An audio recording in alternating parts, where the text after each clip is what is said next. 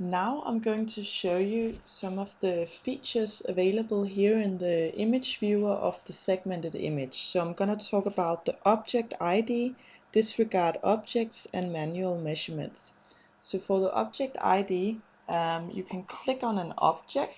So in this case a crystal. So I will click on this blue crystal, and up in the right hand corner you see all the measurements of this single crystal appearing here. So the ferrite min means the minimum diameter, the ferrite max, the ferrite ratio, the sphericity. All these measured features are displayed here. And then there is an object ID up here. So this is object 226. And this means that you can find this specific crystal in the Excel sheet which goes with this job as object number 226. So that was the object ID.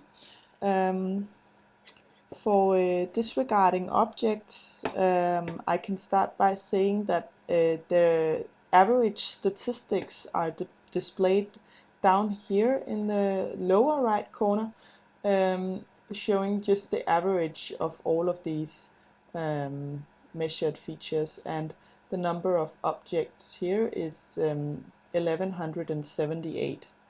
Now I want to disregard an object. So for example, there is an agglomerate down here, and I might not want it in my data, or I might want to see how does this agglomerate impact my data. So I'm gonna press the CTRL key, so I'm gonna hold this key down while I click on the agglomerate, and now you see that the color has disappeared from the agglomerate, meaning that this crystal agglomerate will not be included in the data. And we can go and have a look at the statistics, where before it was 1178, now it's 1177.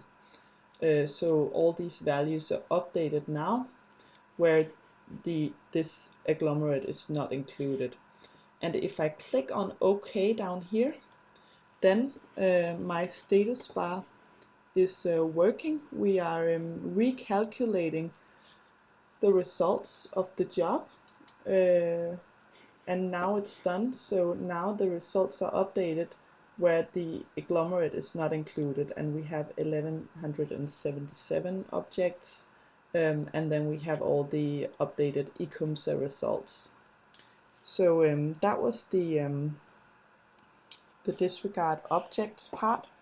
A final comment, it's a small cool feature we have where you can do a manual measurement. Now you can both do this in the inside the best focus image and the segmented image, but you can also just do it here in the live view. So you do a manual measurement by right clicking on a crystal and then dragging the mouse to where you want to measure to. So I can go in and have a look at this crystal, see that it is around 100 micron wide.